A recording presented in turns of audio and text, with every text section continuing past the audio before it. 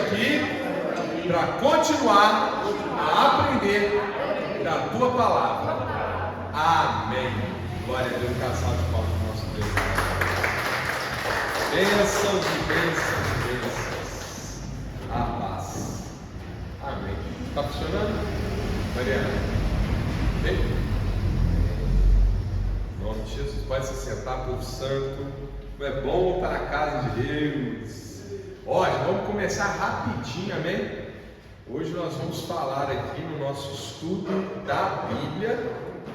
Nós vamos falar do Evangelho de João, amém? Então vamos localizando o Evangelho de João, Novo Testamento, os 3 primeiros evangelhos chamados sinóticos.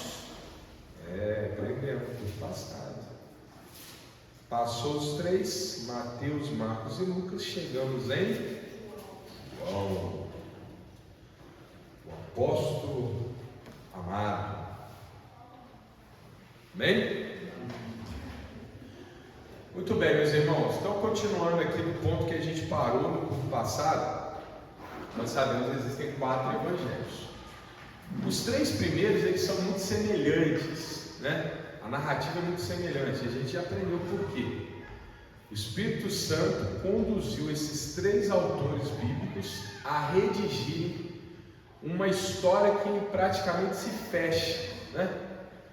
Muitas coisas são repetidas nos 3, mas existem nuances que cada qual trabalha diferente. Eu não trouxe aqui, mas por exemplo, já está me ocorrendo aqui. Mateus, por exemplo, quando Jesus vai ensinar o mandamento do amor, ele fala: ame a Deus de toda a sua força, de todo o seu coração e de todo o seu entendimento. Quando a gente vai lá para Marcos, ele inclui mais um, amém? Então, a gente vê esse nuance que às vezes são muito sutis, mas elas fazem uma diferença muito grande, amém? É por isso que a gente tem que ler os 3, é por isso que nós temos que ler os 4, nós temos que ler todos os evangelhos. Tem também informações que estão em Lucas e não estão em Marcos e Mateus. Tem informação que está em Mateus e não está em Marcos e em Lucas, amém? Então a gente lê todos para a gente entender, né, tudo que o Espírito Santo reservou para a gente. Mas a gente sabe que, humanamente falando, esses 3 evangelhos têm uma história. O primeiro deles foi Marcos, o primeiro a ser redigido, né? O primeiro a ser escrito foi Marcos, com base naquilo que Marcos via Pedro pregando. É quase um evangelho de Pedro, o evangelho de Marcos. Depois nós temos Mateus e Lucas, amém? A gente não sabe exatamente qual foi antes de qual, mas provavelmente os 2 se basearam em Marcos e também em outras fontes. Mateus, a gente sabe por fontes extra-bíblicas que ele era um colecionador de ditos, de falas e de histórias sobre Jesus. A gente sabe também que ele escreveu o primeiro evangelho em língua hebraica ou aramaica para a população local, e só depois ele escreveu essa versão que está na Bíblia, que é o Evangelho de Mateus. Por que a gente sabe que não foi escrita originalmente em hebraico? Porque Mateus tem a preocupação de explicar alguns termos de hebraico numa outra língua, que provavelmente era o grego. E Lucas diz que ele fez todo um trabalho metódico de historiador para registrar tudo que ele encontrou sobre Jesus. Então a gente sabe ali que, impulsionado pelo Espírito Santo, esses homens de Deus, né, cada qual ali às vezes com uma finalidade diferente. Por exemplo, Mateus estava escrevendo para o povo judeu, Lucas estava escrevendo para a humanidade. E a gente percebe isso quando, por exemplo, na genealogia, Mateus está preocupado em chegar até Abraão, já Lucas vai até Adão, não é isso? Mostra, né, ali uma finalidade diferente, mas no final, pela ação do Espírito Santo, acaba que os 3 evangelhos se tornaram no Novo Testamento, os 3 evangelhos sinóticos, um complementando o outro, amém? Que pensa, né? Que lindo. E João, a gente sabe que ele escreveu depois dos 3, isso a gente tem certeza absoluta. João viveu muito, sabia, irmãos? Ele viveu até o ano 100, ele viveu mais que Pedro, mais que Paulo. Ele foi até o ano 100, a gente sabe que ele viveu até o ano 100, porque a gente conhece discípulos de João. A patrística, que é a primeira geração, os pais apostólicos, melhor dizendo, que é a primeira geração pós-apóstolos, tinham muitos discípulos dos apóstolos. E alguns deles chegaram a escrever, não na Bíblia, amém? Escreveram livros fora da Bíblia. e entre eles estavam discípulos de João. Então João, a gente sabe muito a história de João, que ele foi preso, que ele foi exilado na ilha de Patmos, que lá que ele teve as visões que deram origem ao livro de Apocalipse, que aliás também o livro de Apocalipse fala sobre Patmos. Amém? João viveu muito, ele morreu com mais de 100 anos. E a gente sabe então que ele é o último que escreveu o Evangelho. Agora, especulação, tá, irmãos? Especulação é o quê? A gente supõe, né? Pode não ser, mas estamos supondo.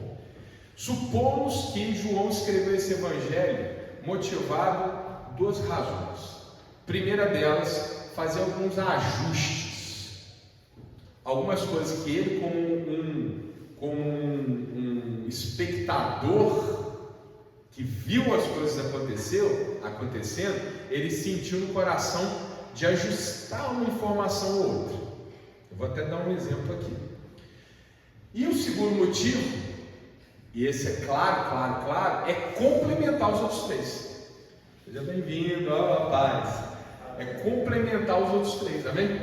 Ele tem essa finalidade bem clara, complementar os outros 3 evangelhos. Por isso que ele é tão diferente, porque ele vai pegar coisas que não estavam escritas nos outros. Amém? Por exemplo, sobre a origem de Jesus. Os outros evangelhos, por exemplo, Marcos começa já Jesus iniciando o ministério. Mateus e Lucas vão falar sobre a infância, não é isso? Até a concepção de Maria e tal. João, ele não vai buscar essa, vamos dizer, origem terrena de Jesus. Ele vai buscar a origem transcendente de Jesus. Irmãzinhos, se chegarem em nome de Jesus, sejam bem-vindos, rapaz. É estudo bíblico, amém? Nós estamos no Evangelho de João, amém? Glória. Então, olha só, o que João vai fazer? João não vai falar do início, ele vai começar no início do ministério, ele não vai nem citar o nascimento de Jesus. Por quê? Olha como é que é complementar. Porque suponho eu que João falou, mas Lucas já contou direitinho essa história, amém? Eu não preciso repetir ela, já está falado, amém? Eu vou falar o que Lucas não disse. Lucas não disse que Jesus, antes de ter se tornado carne, ele já habitava com Deus, amém? Ele era Deus desde antes do tempo. Era preciso falar isso. Lucas não falou e ele precisava falar. Então João começa o seu evangelho desse jeito maravilhoso. Olha lá, João capítulo 1, versículo 1. No princípio era o Verbo, e o Verbo estava com Deus, e o Verbo era Deus. Amém? Em nome de Jesus, olha que lindo. No princípio, ou seja, quando começou a contar o tempo, amém? Jesus já estava lá. Jesus estava com Deus, porque ele era Deus. Mas o que ele era de Deus? Um verbo. O que é verbo, meu irmão? Verbo é a palavra, amém? Poderíamos substituir por palavra. Jesus é a palavra de Deus. Irmãos, isso nos remete imediatamente. Marca aí João capítulo 1, mas vamos lá para Gênesis capítulo 1. Vamos localizar Jesus aqui? Gênesis capítulo 1, versículo 1. Lembrando que no nosso primeiro culto de estudo da Bíblia, eu falei que o assunto, aliás, o segundo culto do estudo que a gente está fazendo sobre a Bíblia, nós já aprendemos que a Bíblia ela fala sobre um assunto, de capa a capa, e esse assunto é Jesus. Jesus está presente na primeira até a última parte, porque ele é o alfa e ele é o ômega, amém? A Bíblia ela fala de Jesus. E como é que Jesus aparece pela primeira vez nas Escrituras? Vamos lá? Gênesis capítulo 1, versículo 1. No princípio criou Deus os céus e a terra. E a terra era sem forma e vazia, e havia trevas sobre a face do abismo, e o Espírito de Deus se movia sobre a face das águas. E disse Deus: haja luz, e houve luz. Vamos conectar aqui com o Evangelho de João? Vamos lá, vamos para o João de novo.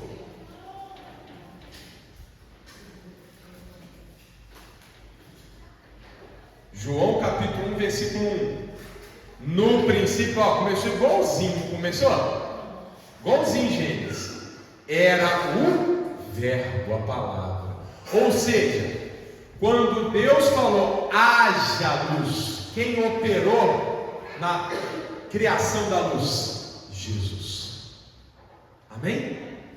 Por isso que a palavra diz que tudo foi feito por Ele, para Ele e nele. Amém? Jesus é a força que construiu tudo o que há. Porque Deus, se a gente continuasse em Gênesis, a gente ia ver, né? Deus fala, haja luz, haja água, né? Se mova, que as águas se afastem, surja a terra seca. Ou seja, tudo foi feito com a palavra de Deus. E a palavra de Deus é Cristo. Irmãos, vou aqui caçar um pouquinho, amém? O estudo bíblico a gente vai mais fundo, né? É carne picanha, não é leite materno, não. Irmãos, irmãs, olha só. A palavra verbo na língua original é logos. Quando João escreveu na língua grega, ele usou a palavra logos.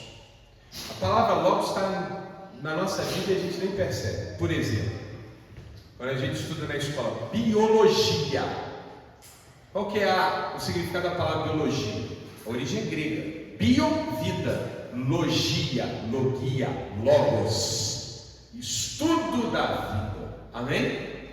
O logos é uma palavra que os gregos usavam para definir a força criadora do cosmos. Amém? Os filósofos, eles usavam essa palavra logos para dizer que é a força criadora do cosmos. Amém? É a grande razão cósmica. João não faz isso aqui por acaso, não, meu irmão. Ele está aqui dialogando com os filósofos. A gente sabe que ele viveu e provavelmente escreveu o evangelho dele. Ele habitava uma cidade chamada Éfeso. E a cidade de Éfeso, ela era permeada de filósofos. Amém? Aliás, é uma das cidades onde a filosofia praticamente nasceu. Ali pertinho tinha Mileto. Mileto é onde a filosofia apareceu. Um pouquinho em cima era Éfeso. Então tinha um monte de filósofos. Então eu fico imaginando, João estava debatendo com os filósofos, falando, sabe essa coisa aí que a filosofia fala que é a força que criou tudo que há? Sabe isso aí que vocês estão dizendo, esse tal de logos aí? Pois é, ele é Cristo. Amém? Tanto é que, como é que ele continua aqui, ó? Ele estava no princípio com Deus, versículo 2. Todas as coisas foram feitas por ele. Sem ele nada do que foi feito se fez. Lembra que Deus ficou falando? Haja, criando tudo. Tudo foi criado por ele. Nele estava a vida, e a vida era a luz dos homens. E a luz resplandece nas trevas, e as trevas não a compreenderam. Aí ele fala um pouco de João Batista, não é isso? Aí ele volta aqui, versículo.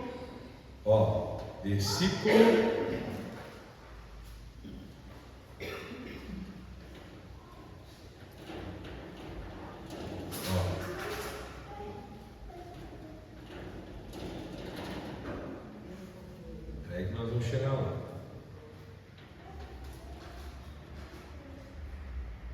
Peraí. Então nós vemos aqui.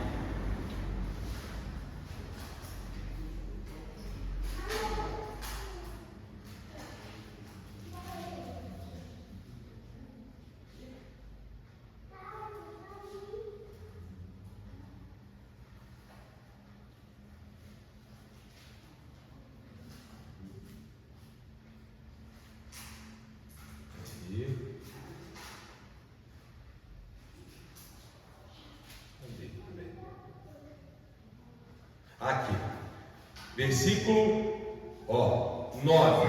Ali estava a luz verdadeira que alumia todo homem que vem ao mundo. Estava no mundo e o mundo foi feito por ele. Olha só, o mundo. Como é que é a palavra mundo em grego? Cosmo. Então ele está falando direto com os filósofos. O cosmo foi criado por Jesus. Veio para o que era o seu e os seus não o receberam. Mas a todos quantos receberam, aos que creem no seu nome, deu-lhes o poder de serem feitos filhos de Deus. Olha só, 14. E o verbo se fez carne e habitou entre nós. Olha só, João está dizendo, o Logos está falando, Logos, vocês falam aí que o universo foi criado com um tal de Logos, né? Jesus. E Jesus foi feito carne e habitou entre nós. Para quê? Para que a gente entenda a criação. E a gente vai entender a criação quando a gente crer nele. Ou seja, ele está falando para os filósofos. Não tenta ficar imaginando o que aconteceu. Olhe para Jesus e você vai entender. Amém? Está claro, meus irmãos? Então esse é o primeiro aspecto de João. Ele é profundo, amém? Vai longe, ele vai explicar a essência de Jesus. Hoje nós sabemos que Jesus é Deus, amém? Talvez isso não tenha ficado tão claro nos outros evangelhos, e aí João falou, não, eu preciso dizer isso, amém? Então ele vem e fala isso para nós. Glória a Deus? Vamos continuar então. O evangelho de João, ele também corrige alguma coisinha que apareceu nos outros. Vamos olhar aqui Lucas, por favor, rapidinho. Lucas capítulo 1, versículo 1. Lucas capítulo 1, versículo 1.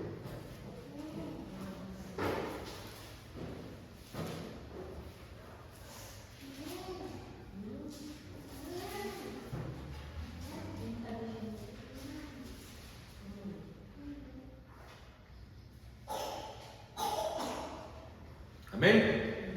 Ó, tendo, pois, muito empreendido pôr em ordem a narração dos fatos que entre nós se cumpriram, segundo nos transmitiram os mesmos que os presenciaram desde o princípio e foram ministros da palavra, pareceu-me também a mim conveniente escrevê-los a ti, ó excelentíssimo Teófilo, por sua ordem, havendo-me já informado minuciosamente de tudo desde o princípio. Olha o que Lucas está falando, ele está justificando porque ele escreveu o evangelho, né?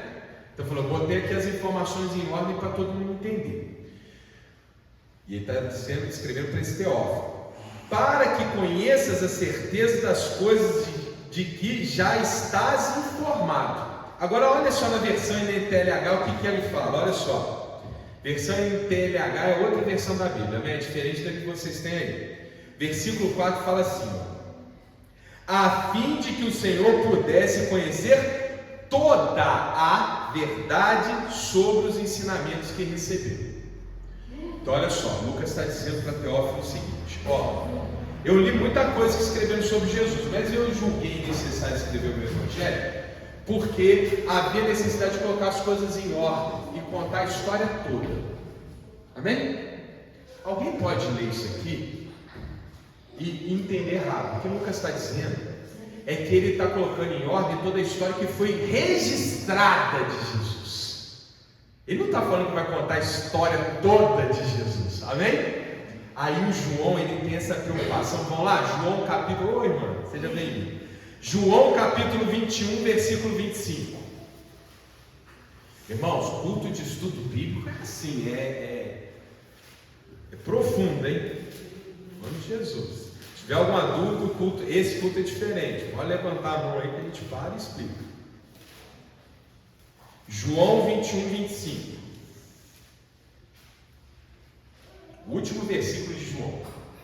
Então vamos lembrar. Quando Lucas está explicando para o Teófilo por que ele escreveu o Evangelho, ele falou: ó, tive a preocupação de colocar em ordem tudo que foi escrito ou falado ou presenciado sobre Jesus. Isso é que eu estou colocando em ordem. Só que alguém podia ler e falar assim: então ele contou a história toda de Jesus? Aí João, olha como é que João vem consertar. Não é que é consertar, né, irmão? Deixar clara a informação. Fazer o negócio dar uma ajustada na informação. Olha o que ele escreve aqui no versículo 25.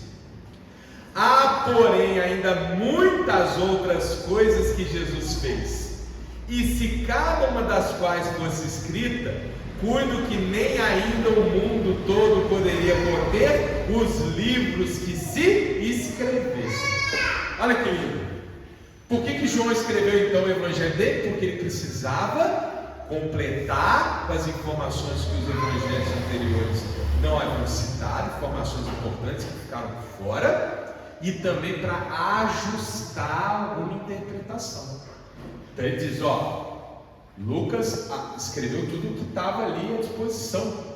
Pessoas que escreveram sobre Jesus, testemunhos oculares, etc. Peguei tudo e organizei ali para esse senhor Teófilo, o senhor conhecer a história de Jesus. Mas aí João vem e diz: se nós fôssemos falar tudo que Jesus fez, não haveria papel, livro suficiente na humanidade para fazer todos os registros. E não é verdade, irmãos? Se Jesus é o Logos que deu origem a tudo, não tem papel suficiente, não tem escritor suficiente para falar tudo que Jesus fez, amém? Então ele vai dar aquela acertada, amém? Está claro, meus irmãos? Por que nós temos que ler os 4 evangelhos? Porque os 4 se completam, amém? Deus é maravilhoso, ele é lindo demais. Muito bem, outra característica do evangelho de João. Lembra? Eu até dei esse dever de casa, se vocês conseguiram. Eu falei, dá uma lida no evangelho de João antes de vir para o culto. Vou perguntar se vocês fizeram, não, para não constranger, né? Para levantar a mão. A gente sabe que o dia às vezes é corrido, tá? Mas fica aqui o estímulo para depois ler, tá vendo? Mas irmãos, quando você lê o Evangelho de João, você vai ter essa sensação.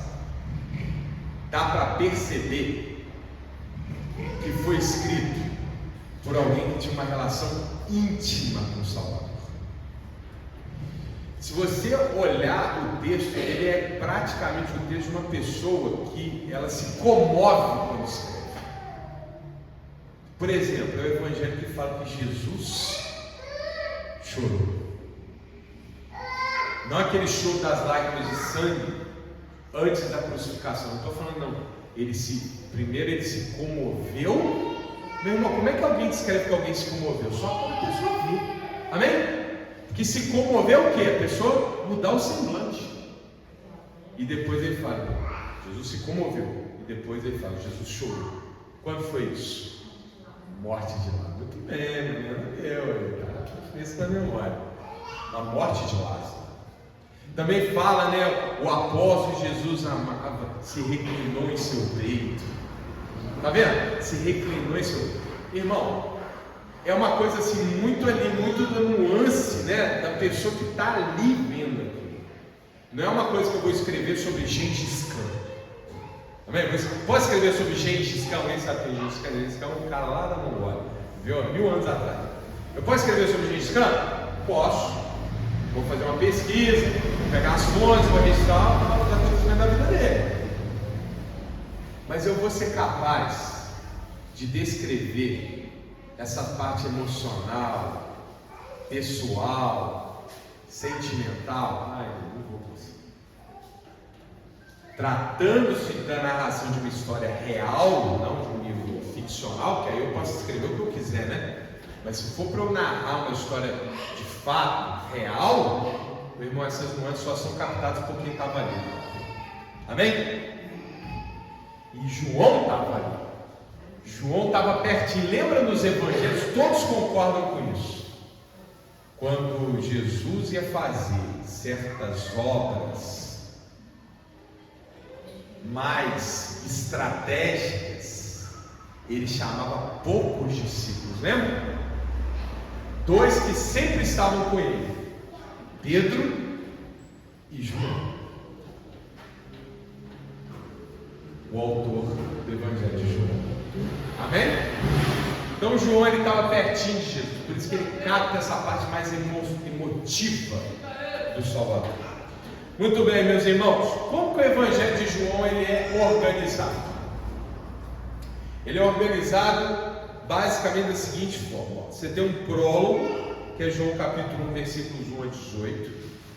Você tem depois a descrição do ministério de João Batista, que é ainda no capítulo 1, do 19 ao 34.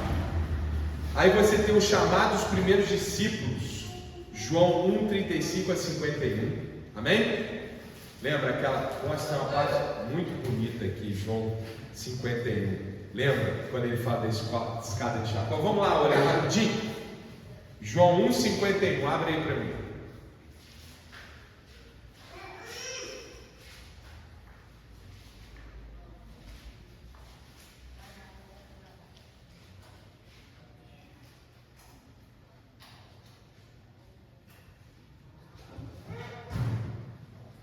Amém? Olha lá. E disse: na verdade vos digo que daqui em diante vereis o céu aberto e os anjos de Deus subirem e descerem sobre o Filho do Homem. Amém? Escada de Jacó. Jesus é o caminho, a verdade e a vida, não é? Que caminho é esse que é Jesus, meu irmão, minha irmã? Vamos botar isso na mente. O caminho que é Jesus é a escada de Jacó. Amém? Por isso que a gente fala que a gente tem que subir degrau após degrau, degrau após degrau, degrau após degrau. É assim que a gente anda no caminho de Jesus. A vida do crente, ela é o quê? Progressiva, é uma subida constante. É cada dia ficar mais alegre, cada dia ficar mais honesto, cada dia ser o melhor pai, cada dia ser uma melhor mãe, cada dia ser o melhor trabalhador, cada dia ser uma pessoa mais verdadeira, cada dia ser uma pessoa mais santa também.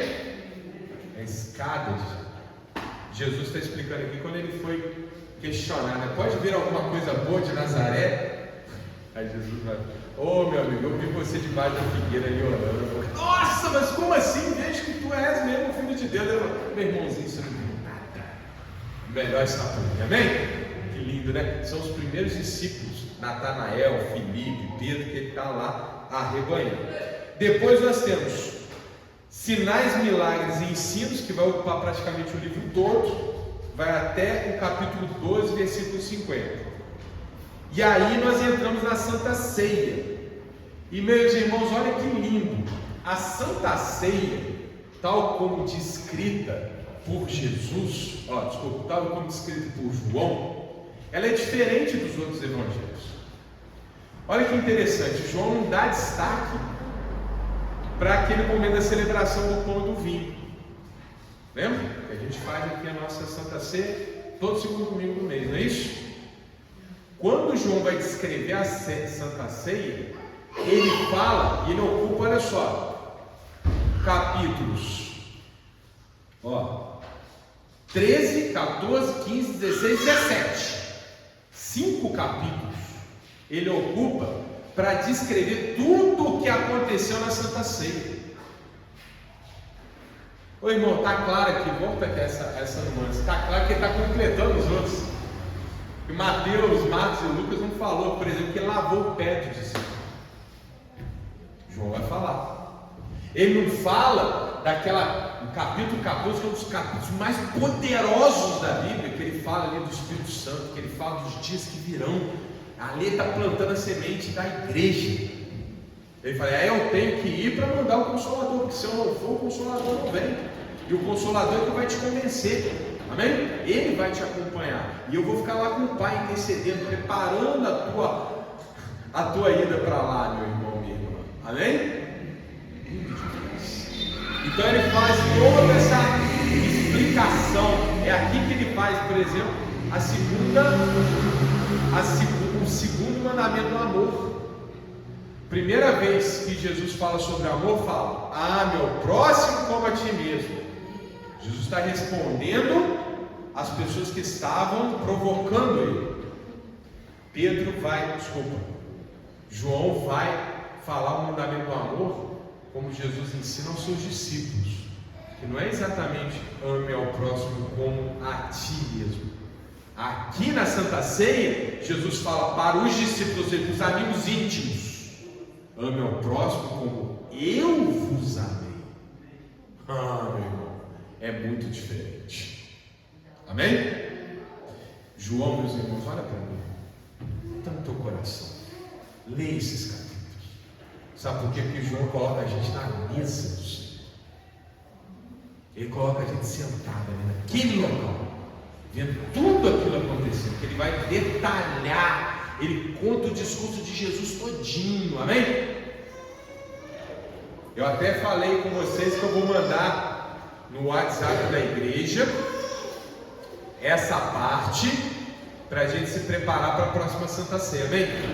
Nós vamos nos preparar lendo essa parte antes da Santa Ceia, para a gente entender mais profundamente o significado dela. Amém? Meus irmãos, não vamos fazer coisa por religiosidade não. Amém? Eu vim com essa palavra desde que eu estava me preparando para vir para cá, não sei porquê, eu não sabia como é que ela ia encaixar. Deus tinha me dado essa palavra, acabou de encaixar aqui. Nossa igreja não é uma igreja de aparência, é uma igreja de essência. Nós não pegamos no pé de ninguém como se veste, Nós não pegamos no pé de ninguém como come, mas a gente quer pessoas melhores. Amém? Então a gente precisa entender a Santa Ceia, porque ali Jesus vai explicando tudo. Ele lava o pé para mostrar humildade. Amém? Então, próxima Santa Ceia, eu vou mandar antes esses versículos para a gente se preparar para chegar aqui todo mundo cheio de unção, para a gente viver, experienciar mais profundamente a ceia do Senhor. Meus irmãos, outra coisa que eu fico admirado, meu Deus, se a gente pudesse ter 10 cultos sobre cada evangelho, eu ia ficar louco, eu ia falar até perder a voz. Irmãos, lembra daquela cena quando Moisés vê a sarça ardente e Deus pela primeira vez se dirige a ele? Moisés pergunta: Senhor, como eu devo chamar o Senhor para o povo? Como é que eu devo dizer para o povo que o Senhor chama? E aí ele fala como ele deve ser chamado. Vocês lembram como que ele deve ser chamado? É um dos nomes de Deus. Eu sou. Lembra disso? Vamos ver, para não ficar na minha palavra? Vamos ver, cadê? Êxodo capítulo 3, versículo 13. Deixa João marcado aí que a gente vai voltar. Êxodo 3, 13. Olha que lindo, meu irmão. O estudo bíblico serve para isso, para a gente pegar essas nuances, amém? Para a gente fazer esse encaixe, essa conexão. Êxodo capítulo 3, versículo 13.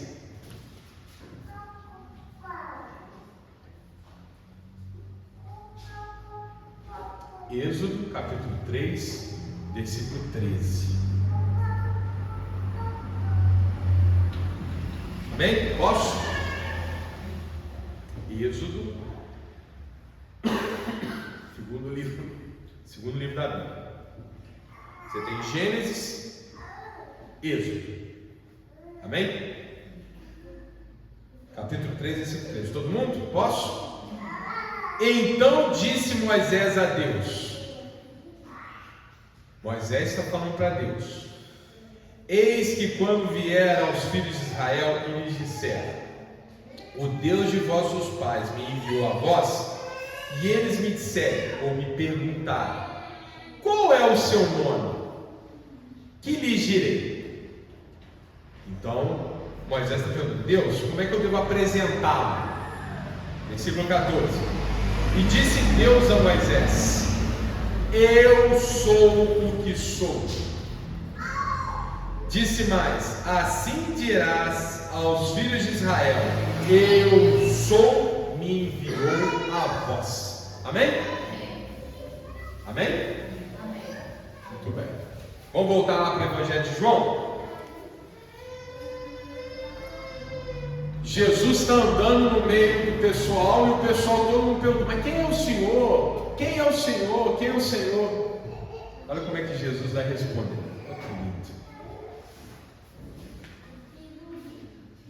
João capítulo 8, versículo 58. Agora nós vamos ficar em João. Achou João? Nós vamos circular no João aqui. Acho que a gente não vai para outro lugar, né? João 8, 58.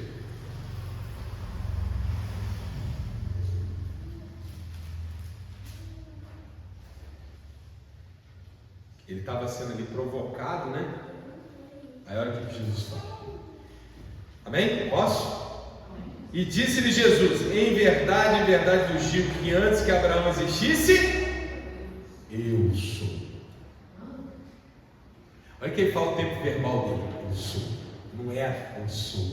Ou seja, ele está dizendo o seguinte: quando Abraão, porque eles estavam provocando ele, falando: mas você não tem nem 50 anos, como é que você está falando aí de Abraão? Aí ele responde: antes de Abraão nascer, eu sou. Esse eu sou, ele dá a primeira conotação de que ele não está aqui, ele é a eternidade. Amém?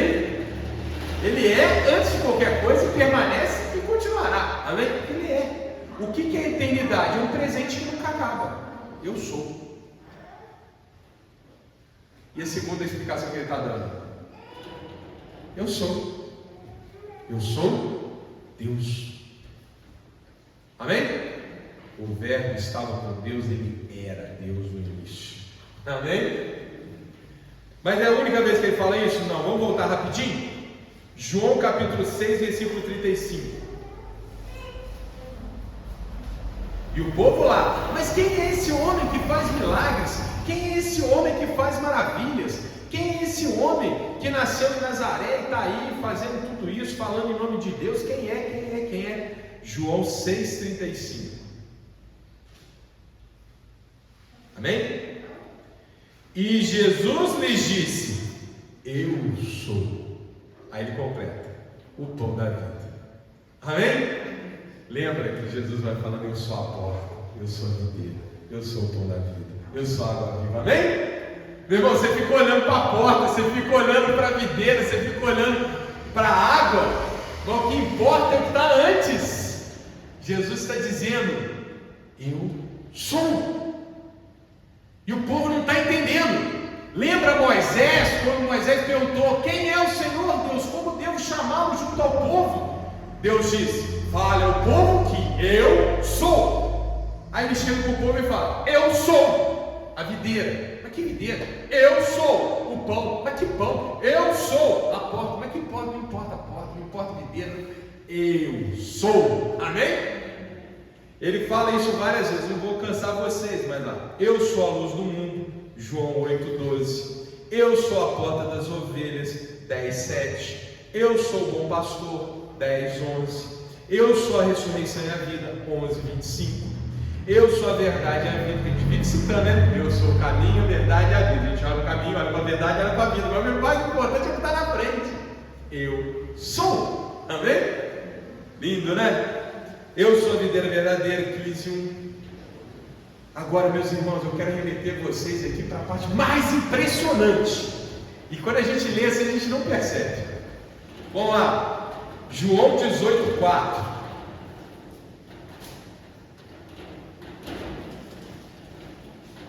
Vamos lá.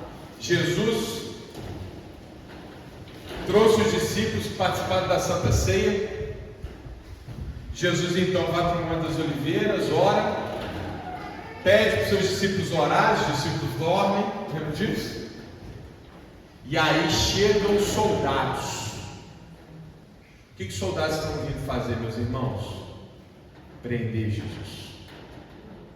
Eu não posso chamar de soldado, né? Porque eles eram milícia, não era nem soldados romanos. Israel não podia ter soldado, tinha milícia, os guardas do sinédrio. E eles viram para prender Jesus, e eles iam crucificar Jesus. E nessa hora eles perderam. E o poder da palavra, do nome de Deus. Lembra que os judeus não podiam falar o nome de Deus? É pecado, eles não falavam o nome de Deus. Eles vivem, experienciam o poder do nome de Deus. Meu irmão, o nome de Jesus foi nos dado para a gente fazer milagres. Isso fica claro aqui. Vamos ler comigo? 18,4. Estão comigo?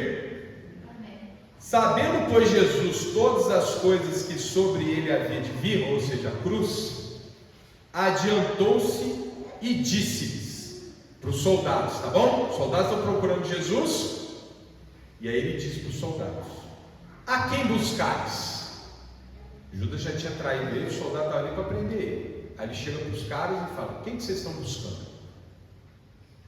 Responderam-lhe: a Jesus o Nazareno. Olha que lindo. Disse-lhe Jesus: eu sou. Olha o que acontece. E Judas, que o traía, estava também com eles. Quando, pois, lhes disse: eu sou, olha o que acontece. Recuaram e caíram por terra. É isso que acontece com os demônios, meus irmãos. Amém? Por isso que o poder do nome de Jesus é esse que a gente tanto fala. Quando Jesus vê aquela maldade enredando ele, ele disse: eu sou. Os soldados recuaram e caíram no chão, como os demônios, quando nós entoamos o nome de Jesus. Amém? Porque na verdade ele está falando um nome sobre todo nome, um nome que todo joelho se dobra, toda boca confessa. Jesus é eu sou. Ele é Deus. Amém? O Deus Verbo que se encarnou e que nós chamamos de Filho. Glória a Deus. Não nos enganemos, meu irmão. Vocês sabem que eu não falo mal dos outros, mas nós estamos no nosso ministério, nós temos que saber as diferenças. Tem ministério lá fora que considera Jesus um Deus menor. Sabia disso? Jesus não foi criado, Jesus não é algo que foi inventado. Jesus já habitava com Deus, porque Ele sempre foi Deus. Amém? E para que a gente entenda a diferença, Ele se apresentou como o Filho. Amém? Não é um filho que nasceu, Ele é um filho que é Deus, como a palavra é você. Amém? Ele é a palavra. Tanto é que Jesus não é uma coisa, que Ele é tudo. Irmão, se você for ler na Bíblia, você vai ver o que é Jesus.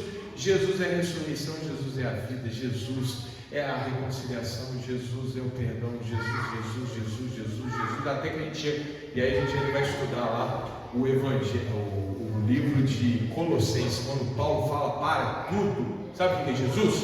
A plenitude. Vamos parar de tentar inventar nome para Ele, só vamos reconhecer, Ele é tudo. Amém? Para concluir, a narrativa ela é muito rica em simbolismo, amém? Isso também conecta diretamente esse evangelho ao Apocalipse.